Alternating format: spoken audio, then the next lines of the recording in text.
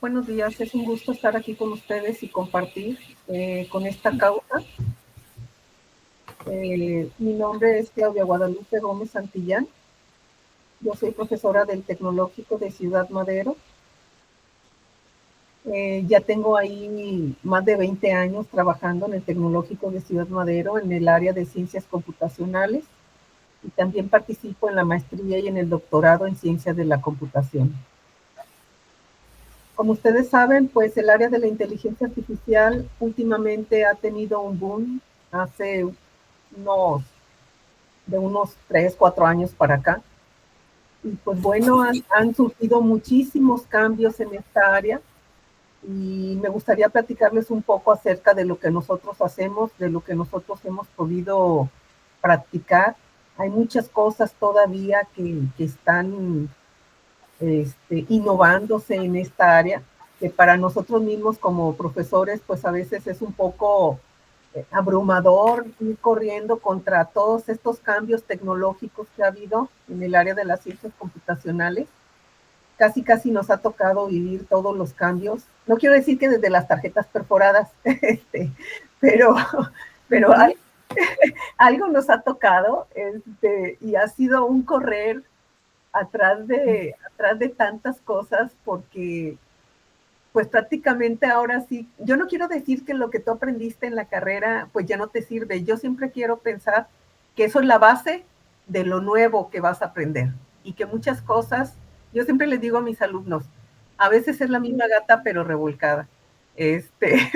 Lo que quiero decir con esta expresión es que hay muchas cosas que, que no necesariamente fueron un cambio así de 180 grados, sino que hay muchas cosas que son la base de otras cosas que se han mejorado y que todos los conocimientos que nosotros tengamos como respaldo, especialmente de matemáticas, de estadística y de todo ese tipo de conocimientos, nos van a servir para poder aplicarlo a las nuevas tecnologías. Bueno, pues como yo les platicaba, yo les quiero compartir acerca de mis experiencias con lo que me ha tocado vivir de la inteligencia artificial. La inteligencia artificial no es una rama nueva, es una rama que, como vamos a ver aquí en la presentación, se ha originado, pues ya tiene muchos años, no sé, muchos años. Lo que pasaba es que no se había desarrollado tanto porque la inteligencia artificial para que pueda, la parte, bueno, perdón, yo trabajo en el área del software, ¿sí? Aquí en el área de las ciencias computacionales y para que todo esto funcione, necesitamos que hay bueno, todos sabemos que hay la parte del hardware, que son todos los dispositivos electrónicos, y la parte del software. Aunque la inteligencia artificial se había desarrollado desde hace algunos años, la parte del hardware no estaba muy desarrollada. Entonces, por eso es que no se había tenido un crecimiento tan grande como lo hemos tenido ahora. Entonces, el objetivo de mi plática, pues es desvirtuar o tratar de ver la idea de que la inteligencia artificial no es una caja negra impenetrable, sino más bien son estrategias que ya hemos venido usando, que a lo mejor ni nos hemos dado cuenta, pero ya están aquí desde hace un tiempo. La diferencia es que esas estrategias ahora, con el desarrollo de las nuevas, de los nuevos materiales y de que tenemos más poder de cuestiones de hardware, pues nosotros, o sea, esto ha despegado de manera exponencial.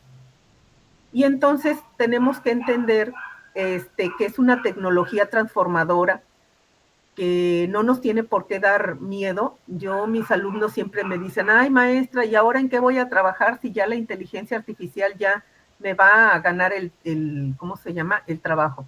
Pues no, realmente no. O sea, la inteligencia artificial no es algo que funcione, ¿cómo les diré? Independiente, sino que nosotros como seres humanos la creamos y la movemos.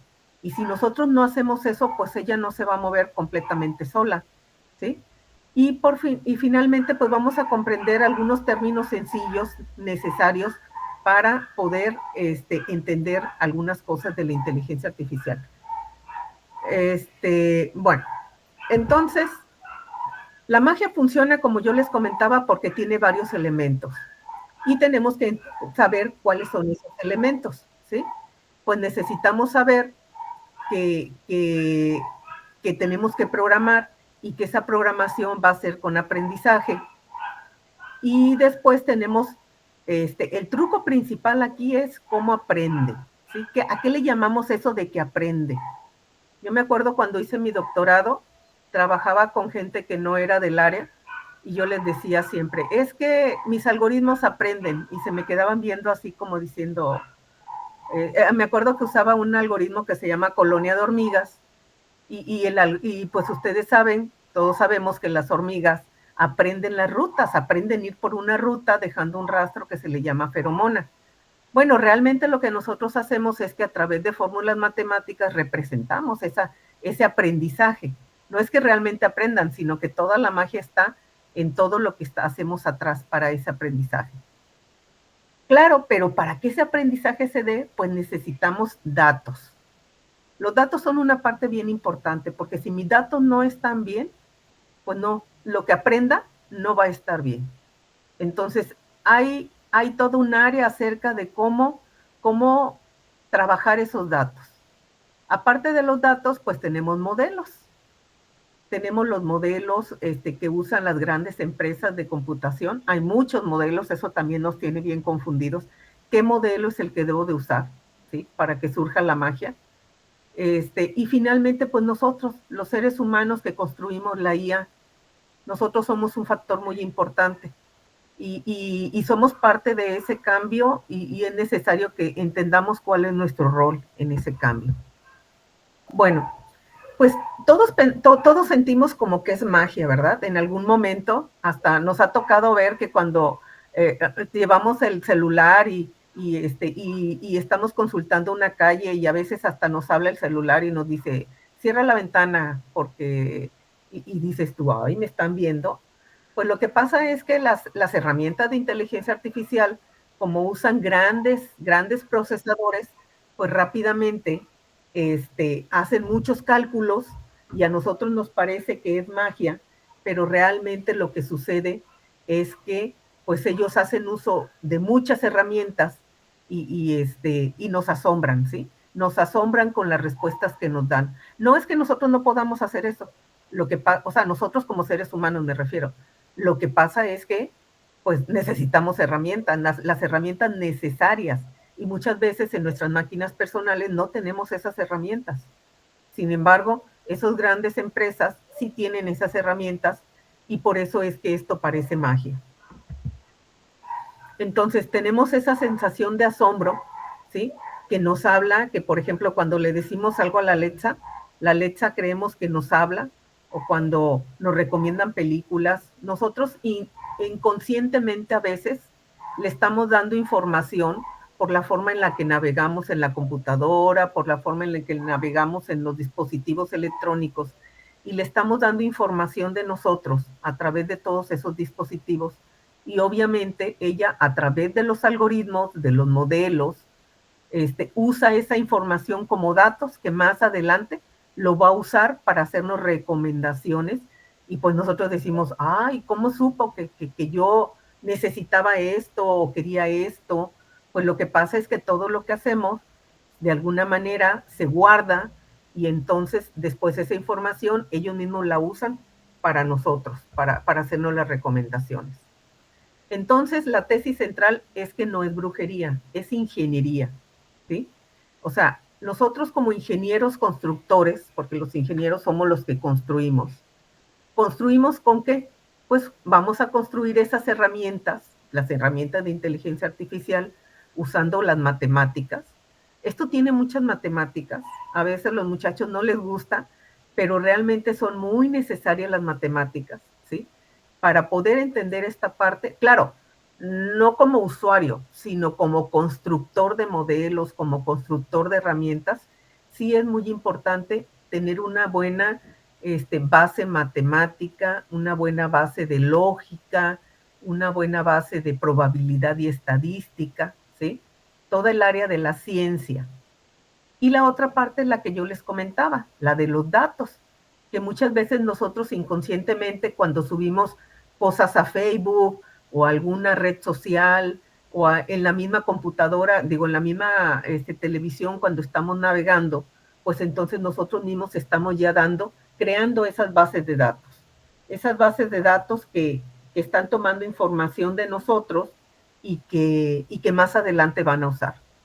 Y pues el último factor y el factor más importante que yo siempre he considerado es el factor humano. Esto no se va a mover sin que nosotros lo movamos. Las cosas funcionan porque los seres humanos hacemos que funcionen. Y así es, y así va a seguir siendo esta situación. Bueno, les comentaba que hemos transitado por muchas, por parte de la historia, ¿sí? De la larga historia de las ciencias computacionales. Allá por los años de 1950, pues los pilares teóricos eran las pruebas de Turing, ¿sí? Las redes perceptrón. Fíjense, desde ese entonces ya había redes neuronales, la lógica simbólica, pero en aquel entonces, pues, inclusive todo el mundo decía, no, hombre, el que las usaba decía, está loco, ¿cómo creen que eso va a funcionar? ¿Sí? Y ahora es lo que está de moda. Pero claro, en aquel entonces, pues como la parte del hardware no estaba tan desarrollada, pues entonces había muchas cosas que no se podían hacer con la riqueza o con la facilidad que se pueden hacer ahora. ¿Sí? Después, entre los años 1980 y 1990, que más o menos cuando me tocó incursionar a mí en el área de las ciencias computacionales, ya había algunos avances, pero eran muy lentos.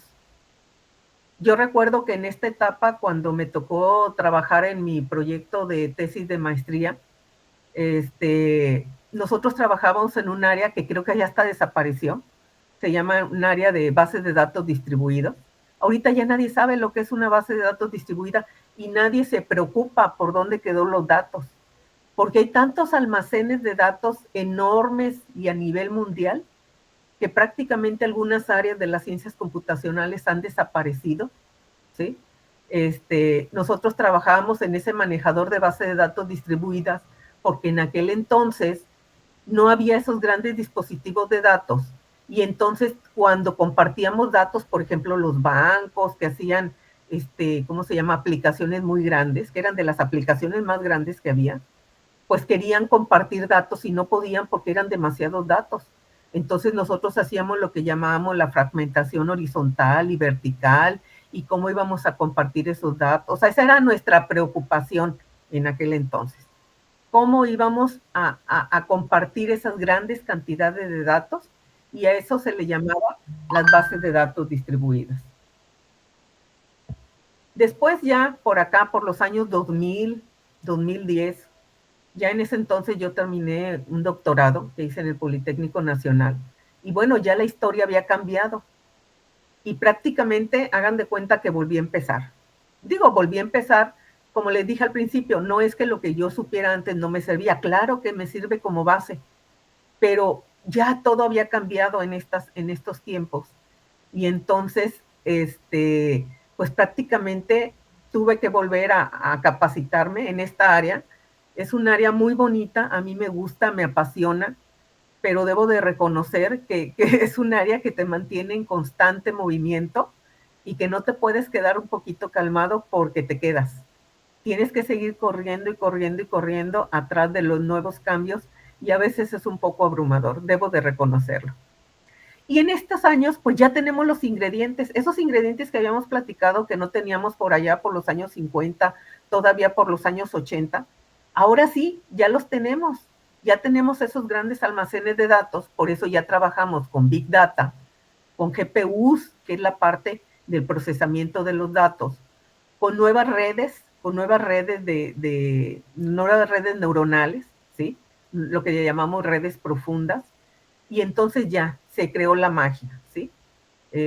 Ya hay muchas cosas que ahora estamos aplicando y pues bueno, en la actualidad pues ya tenemos el chat GPT, tenemos un montón de asistentes, ya ahora al parecer están programando por nosotros que realmente Pues no es que programe, yo me acuerdo cuando estaba en la carrera, nosotros soñábamos con hacer lo que ahora sucede, que yo le daba una instrucción y eso se convertía a un lenguaje de programación. Yo me acuerdo que en aquel entonces, para allá por los años 90, nosotros soñábamos hacer algo parecido, pero no, como les digo, no había las herramientas. Sin embargo, ahora sí las hay.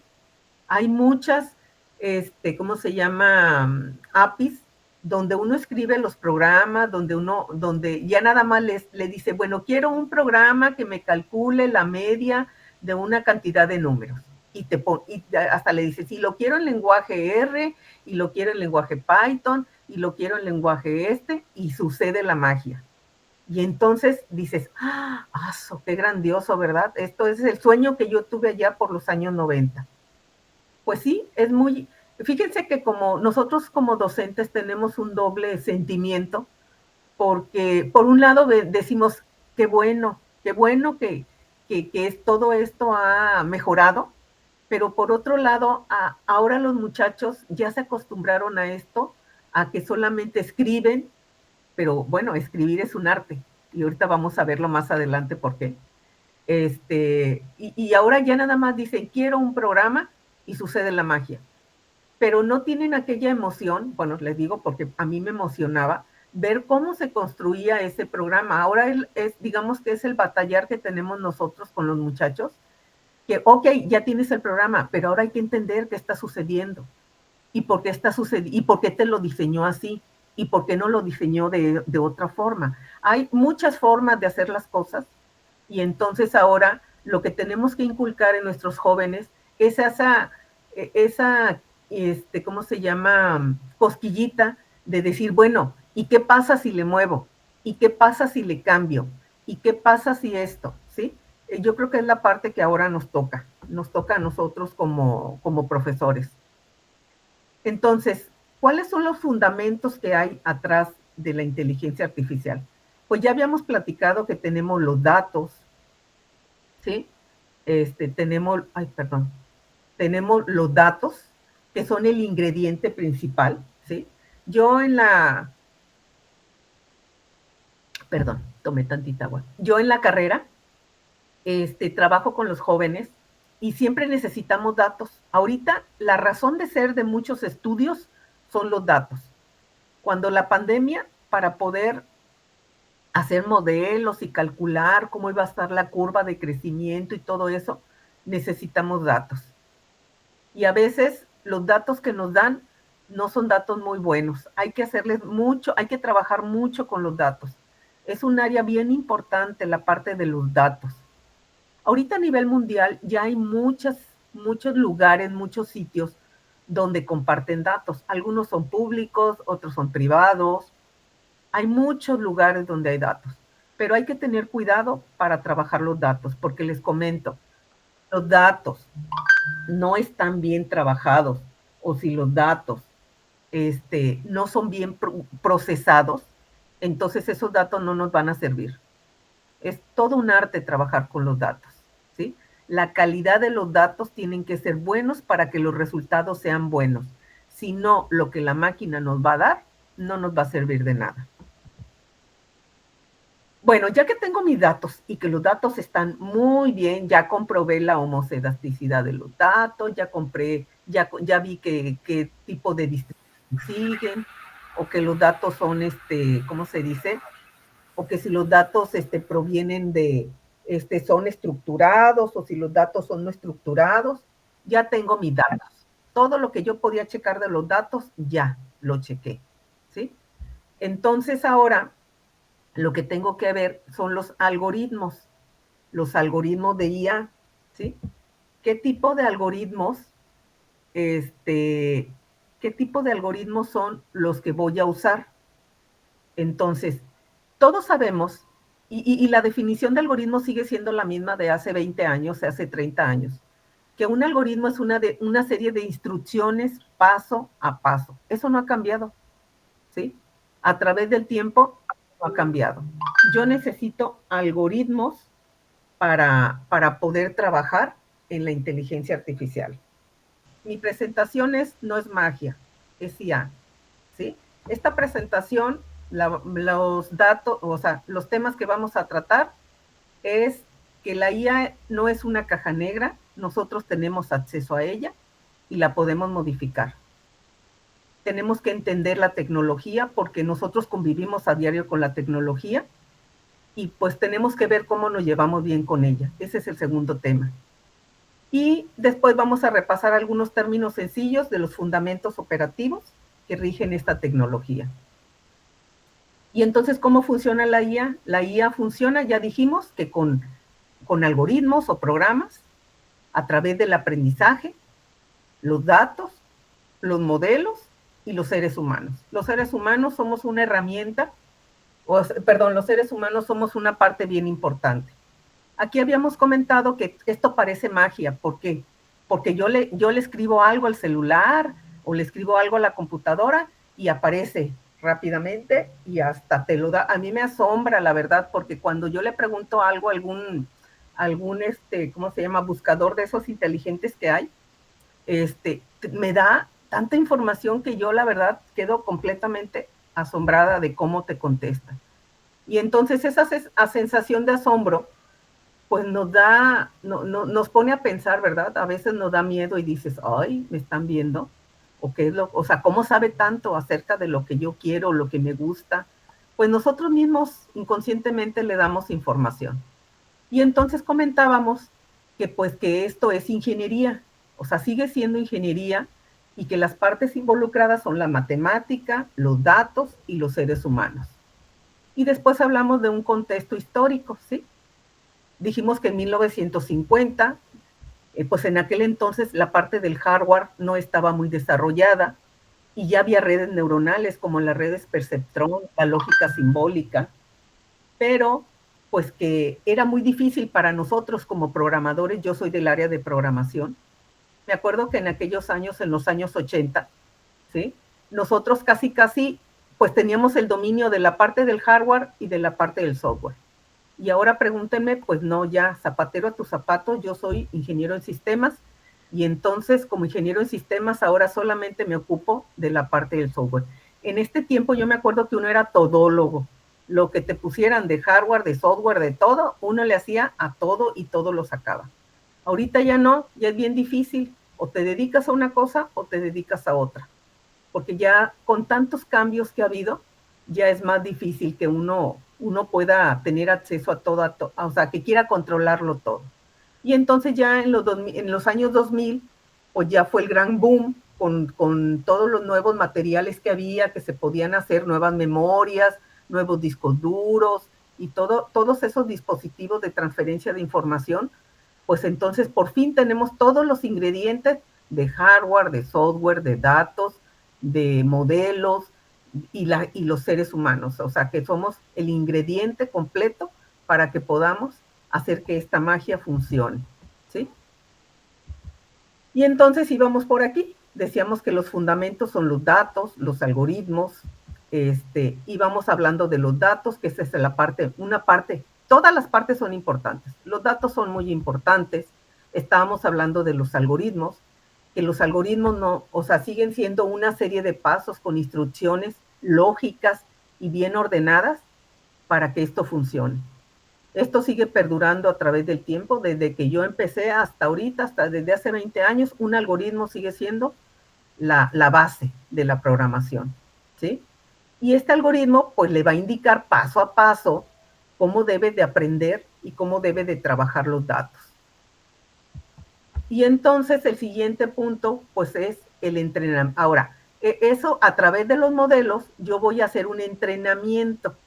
Entonces yo necesito algunos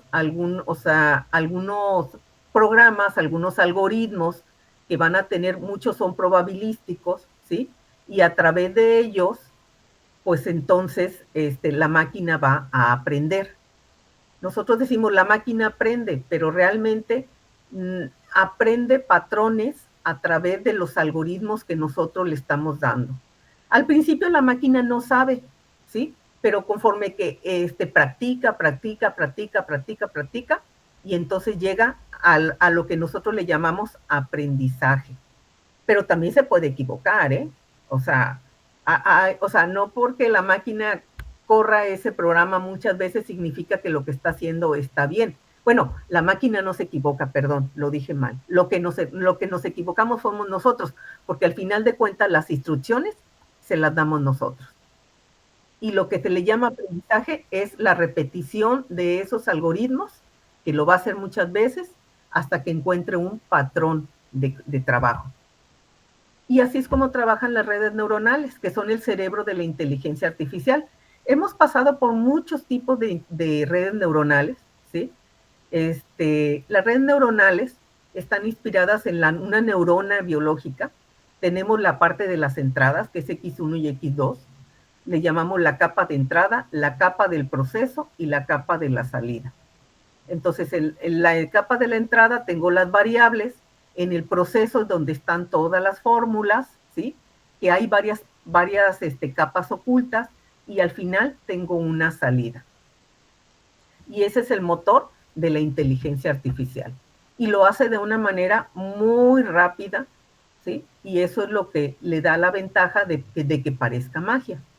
Pero el papel de las matemáticas, como yo les decía, es bien importante. Un ingeniero en computación necesita muchas bases matemáticas, así como los ingenieros en electrónica. Y bueno, cualquier ingeniero necesita bases matemáticas.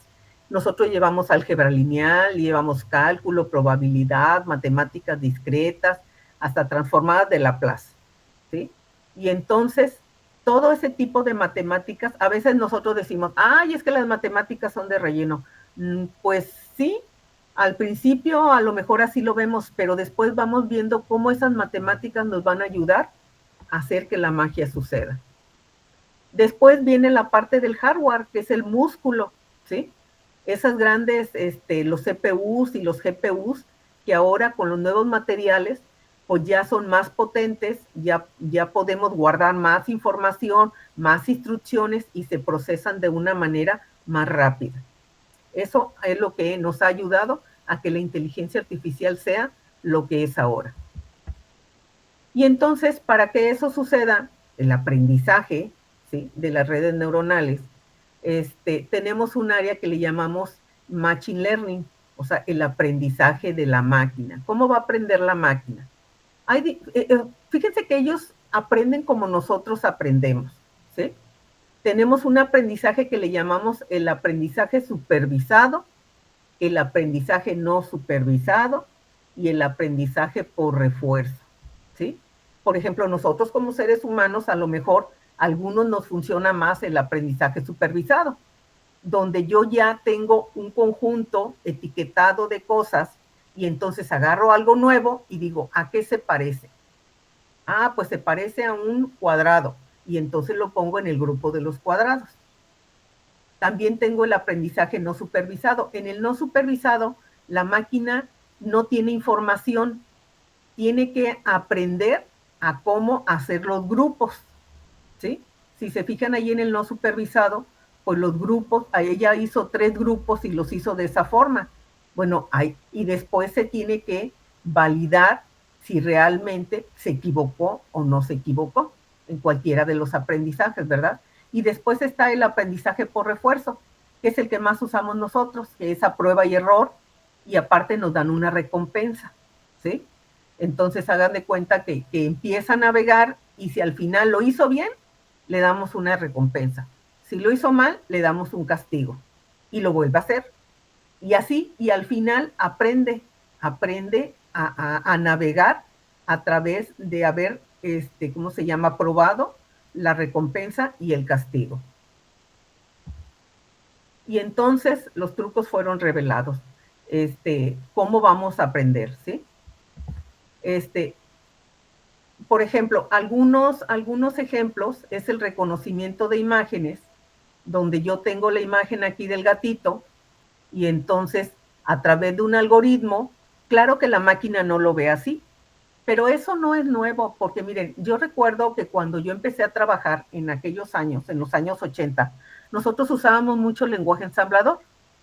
Y en el lenguaje ensamblador nosotros aprendimos como ingenieros que la máquina yo le doy un 1 o una A o un 0 pero realmente la máquina no ve ni una A, ni una B, ni una C. La máquina ve código ASCII. Y entonces lo que la máquina hace es que lo que yo le doy por teclado, lo cambia a hexadecimal y luego lo cambia a binario y luego hace sus operaciones en binario y luego las vuelve a cambiar a hexadecimal y luego las vuelve a cambiar al código ASCII y luego ya me presenta un resultado. O sea, prácticamente esa forma de trabajar de la máquina siempre ha estado presente. Claro que para nosotros es, ¿cómo se llama? Transparente como usuarios lo que la máquina hace y nosotros creemos que la máquina hace o sea, entiende lo que yo le estoy diciendo, pero realmente no. En aquel entonces, cuando trabajábamos en ensamblador, por ejemplo, tan solo para borrar la pantalla, teníamos que hacer un programota nada más para borrar la pantalla. Imagínense para hacer todo lo demás. Y ahorita con con los lenguajes de alto nivel, nada más le digo clear screen y se borra la pantalla con una instrucción. Entonces, ahorita esto sigue siendo lo mismo. Los algoritmos, nosotros le damos la imagen, pero realmente la máquina no trabaja la imagen. La empieza ¿cómo se dice? A convertir primero a píxeles, luego a matrices, luego a capas de características, y entonces al final esa imagen la deja así como vemos aquí en el ejemplo, en una representación que dice que el perro es el 0.02 y que el tigre es el 0.01, ¿sí? Y entonces así es como la máquina trabaja. Hace representaciones de lo que nosotros le estamos dando y esas representaciones lo que trata de hacer es encontrar patrones de comportamiento para saber cuando le llega un nuevo gato que lo que nosotros le estamos dando, eso es un gato y no es un perro o no es algún otro animalito, ¿sí? Y entonces eso es como la máquina trabaja. Ahora, eso es en cuanto a imágenes. En cuanto al procesamiento del lenguaje, yo trabajo mucho con cuestiones de análisis del lenguaje para ver análisis de sentimientos. Y esa es una parte muy bonita porque nosotros recibimos los datos, como ya les había platicado. Los datos a veces, por ejemplo, cuando nosotros chateamos en Twitter o en WhatsApp, usamos muchos emoticones o usamos muchas cosas y todo eso se tiene que limpiar. ¿Por qué? Porque la máquina, ya dijimos, que reconoce palabras y esas palabras las pone aquí en vectores. Todo lo representa en vectores matemáticos, lo que nosotros conocemos como un arreglo unidimensional, hace una representación de las palabras. Y entonces esas palabras, después cuando entra otra nueva palabra, la máquina ya tiene, esas palabras ya las tiene, como, ¿cómo les diré? Ya las tiene catalogadas, cuáles son positivas y cuáles son negativas. Y entonces lo que la máquina hace es que cuando nosotros le decimos, bueno, a ver, esta canción es positiva, negativa o neutra, pues lo que ella hace es que descompone todo en palabras y agarra la primera palabra y dice, esta palabra es positiva, esta palabra es negativa, esta palabra es positiva, esta es negativa. Perdón, se me olvidaba algo bien importante. Muchas palabras que usamos como los artículos, ¿sí? Como los artículos la, los. Nosotros limpiamos todas esas palabras. Hay muchas cosas que le quitamos. Solamente dejamos palabras, lo que nosotros llamamos palabras significativas, que son las que se buscan en el diccionario de datos para hacer el análisis con esas palabras que son las significativas. Y a través de eso, pues entonces nosotros ya definimos si la canción es positiva o la canción es negativa, es muy triste, es negativa, o si la canción es neutra, no tiene a lo mejor algún sentimiento ni muy negativo ni muy positivo. Eso era anteriormente cuando la IA todavía no tenía muchos modelos. Ahorita con los nuevos modelos ya es diferente. ¿Por qué? Porque ese método que yo les estoy platicando tiene la desventaja de que no reconoce el contexto. Por ejemplo, nosotros hablamos muchas veces en doble sentido y la IA no conoce el doble sentido. Entonces, si yo estoy diciendo algo en doble sentido, a lo mejor es sarcástico, la IA no lo va a entender. ¿sí? Pero ahora con los nuevos algoritmos que hay, puede ser que sí lo entienda. Esa es la ventaja que tenemos ahora con los nuevos modelos de lenguaje de IA para reconocer el procesamiento del lenguaje natural. Es un área que ha crecido bastante. También tenemos la parte de las recomendaciones, ¿sí? Por ejemplo, como yo les comentaba de Netflix, nosotros agarramos y seleccionamos películas y entonces ya las siguientes recomendaciones que te está haciendo Netflix, pues ya son en base a qué, a lo que tú ya seleccionaste, porque ya conoce tu selección. También en la red, fíjense que a mí me ha pasado, una vez estaba con una de mis alumnas y estábamos tratando de encontrar una conversión que teníamos que hacer una presentación y queríamos encontrar cómo convertir un dato para dejarlo para hacer una comparación justa con otros investigadores en sus resultados. Y agarramos y le hicimos la misma pregunta en el mismo buscador a la IA, en DeepSeek, me acuerdo que estábamos trabajando, y a mí me dijo una cosa y a ella le dijo una cosa completamente diferente. No sé si hayan hecho ese ejercicio con alguna otra compañero o persona, porque inclusive cuando hacemos las búsquedas en Internet, si le preguntamos exactamente lo mismo, a ti te da una respuesta o te da unas ligas y a las otras personas les da otras ligas. ¿Por qué? Porque la máquina tiene guardada todo tu antecedente y entonces a través de eso te da una respuesta acorde con tu personalidad o con lo que tú has hecho anteriormente en tu máquina. Y a la otra persona pues le da una respuesta también de ese tipo. Y entonces las recomendaciones que te da pues son personalizadas. Esa es otra característica que tiene. Otra cosa que hemos trabajado y que también es muy chistosa es la generación de contenido, donde nosotros agarramos y le damos una palabra y entonces nos crea una imagen a través de esa palabra, pero luego crea cosas bien raras. Nosotros estábamos haciendo un chatbot y teníamos un modelo, no me acuerdo si el modelo de llama o de gema, y le pedíamos, por ejemplo, yo le pedí que me pusiera un gato al lado de una llanta ponchada y me dio una cosa bien rara, ni siquiera creo que ni siquiera era un gato.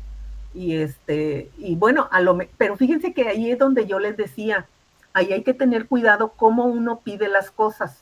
Tiene que ser muy específico. Bueno, ahorita, que esto todavía está en constante evolución, tiene que ser muy específico en cómo uno le solicita las cosas a la IA. No sé si ustedes han escuchado, pero hay un área que se llama ingeniería de prompts.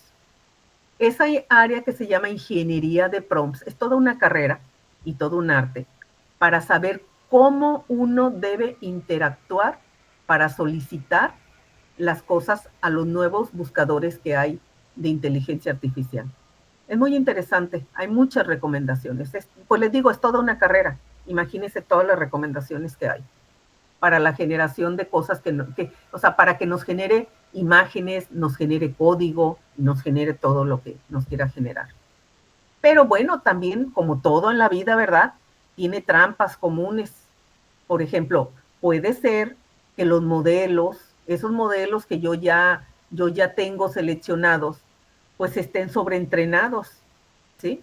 Y entonces, en lugar de que realmente estén haciendo un cálculo o de que estén aprendiendo, lo que están haciendo es memorizando. Y cuando yo le pido otra cosa nueva, pues obviamente el resultado no va a ser lo que yo esperaba, ¿sí? ¿Por qué? Pues porque nada más memorizó, no aprendió. O sea, los datos se ajustaron a lo que yo le había pedido anteriormente y cuando llega un dato nuevo, pues no va a saber, no va a saber qué hacer con él. Entonces, otra característica que tiene bien importante es lo que nosotros llamamos transferencia de aprendizaje. O sea, lo que yo ya aprendí en una tarea, lo puedo pasar a otra tarea. Son como lo que nosotros llamamos las APIs. O sea, yo puedo quitar un API y poner otra API.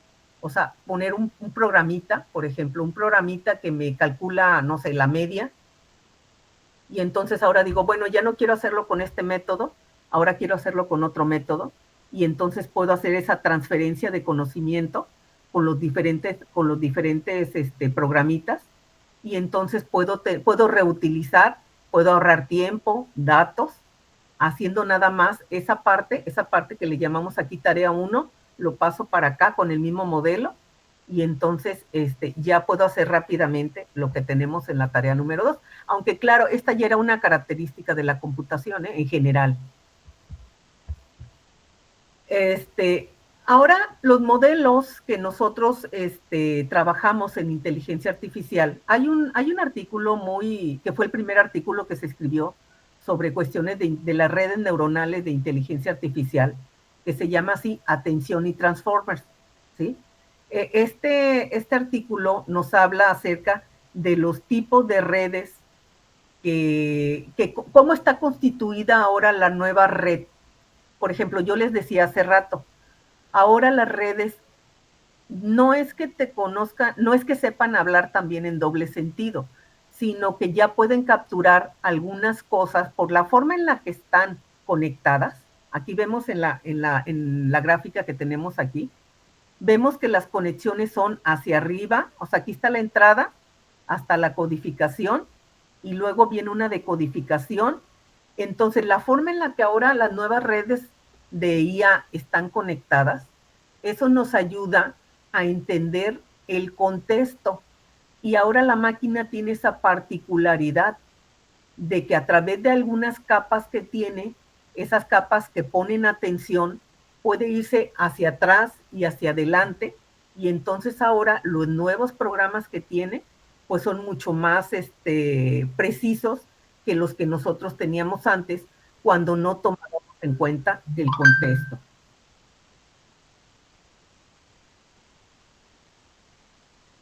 Y entonces, ¿qué es lo que la IA sí puede hacer? Pues puede detectar patrones para el conocimiento, puede automatizar tareas donde hace transferencia de ese conocimiento, o sea, usar pedazos de código en un lado y ese mismo método usarlo en otro, y puede analizar grandes volúmenes de datos de una manera súper rápida. Eso es lo que la IA puede hacer, ¿sí? Pero no genera código sola, no hace nada sola, o sea, simplemente hace estas 3 actividades son las que nosotros como seres humanos se las solicitamos y ella rápidamente lo puede hacer. Entonces la IA es una herramienta, no una conciencia, o sea, no hace las cosas porque sí, sino las hace porque nosotros le solicitamos y le decimos cómo hacerlas. ¿Y qué es lo que la IA no puede hacer? Pues no tiene conciencia, no tiene emociones. No sé si ustedes le han preguntado a Alexa que si los quiere. Yo a veces le pregunto a Alexa que si me quiere. Y luego me contesta cosas bien raras. Pero no tiene emociones. No entiende completamente el contexto como un ser humano y no cree en la intención o el propósito. ¿Sí? Esas son características que la IA no tiene. Los límites actuales de la IA es que requiere enormes cantidades de datos y de energía. Ahorita en la actualidad se está estudiando mucho porque todos esos centros de datos que tenemos generan mucho calor.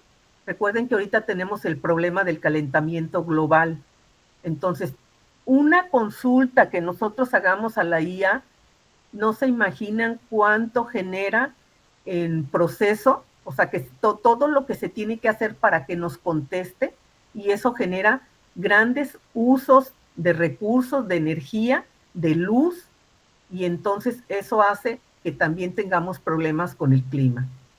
Depende de la supervisión humana y también puede fallar en contextos nuevos. Si el contexto no lo conoce, no ha sido entrenada y lo más seguro es que falle.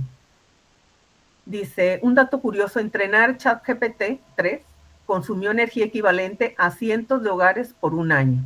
Imagínense cuánta energía usa el hecho de que nosotros estemos usando todas estas nuevas herramientas.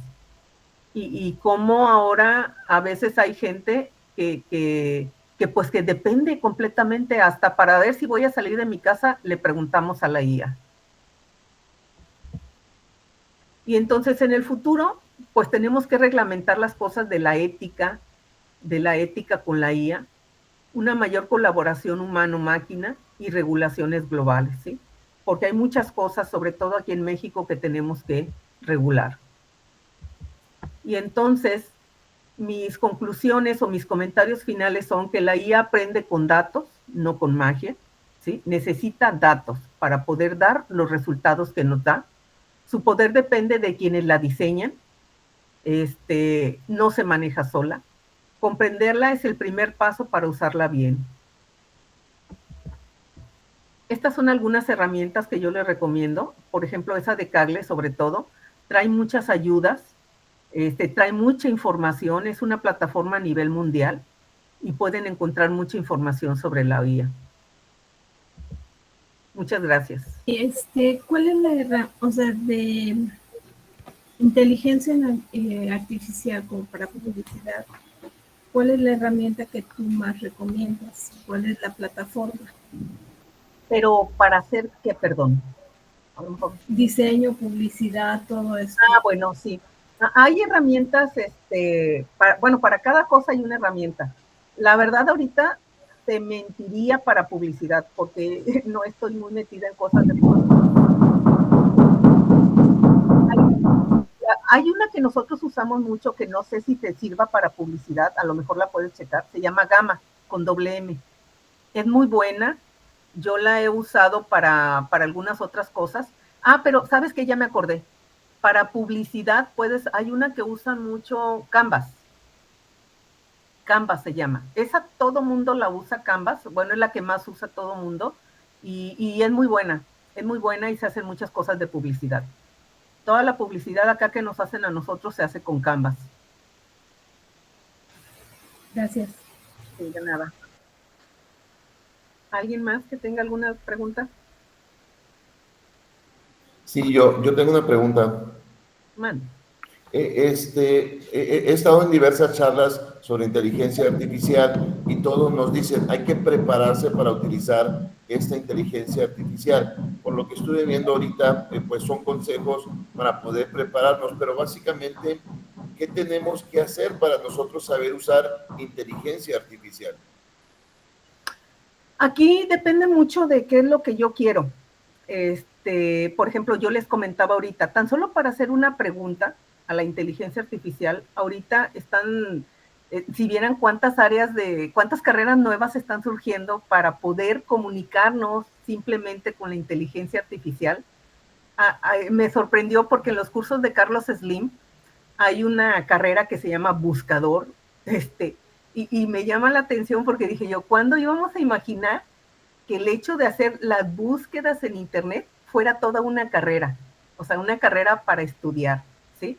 Entonces, hay muchas recomendaciones. Yo les recomiendo que busquen en sitios. Hay una área de estudio que se llama ingeniería de prompts.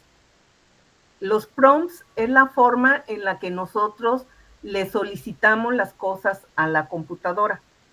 Y hay muchas formas.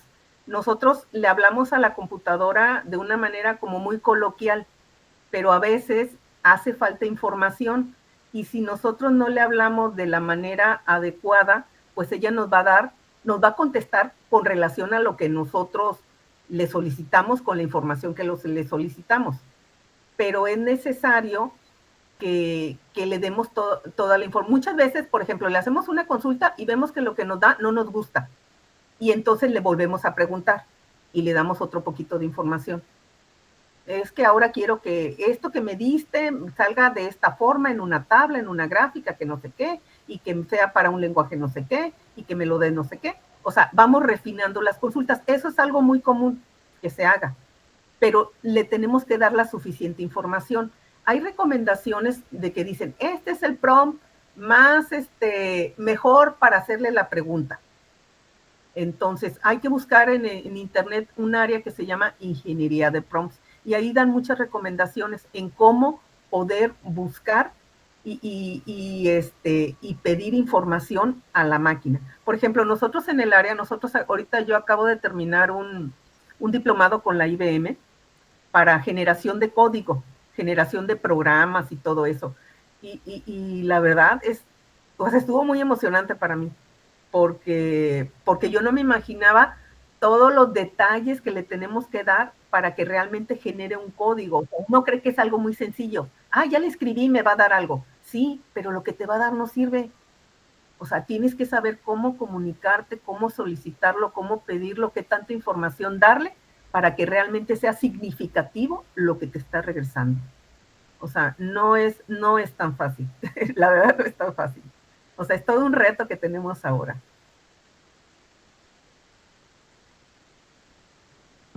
Básicamente tengo que darle lo mayor posible detallado a la IA para que me responda lo que yo, al menos lo que necesito, o que haga lo que le estoy pidiendo, pero con la mayor información posible, y no solamente en cantidad, sino en detalle para poder obtenerlo. Sí. A veces, por ejemplo, si usted quiere que sea de un determinado libro, usted le puede subir el libro. Ahí hay una opción para que suba el libro o suba el archivo, la presentación, y entonces ya le dice, de este libro o de esta presentación o de esta liga, quiero que me des esto y esto y esto en este formato, con estos datos, con no sé qué, que no sé qué tanto, y ya te lo da. Sí, sí lo hace, sí lo hace.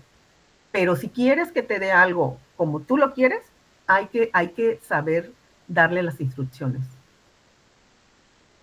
Bueno, pues me dio mucho gusto compartir con ustedes un poquito acerca de lo que nosotros hacemos, y también pues platicarles acerca de la inteligencia artificial, porque sí hay muchas cosas todavía atrás de este tema, y bueno, lo más importante es que estamos aquí compartiendo por una causa, y esperamos que lo que hagamos pues sea significativo para ayudar a otras personas. Bueno, pues muchas gracias por darme la oportunidad de estar aquí con ustedes. Muchas gracias, doctora. De nada. Muchas gracias, Claudia. Excelente día a todos. Gracias.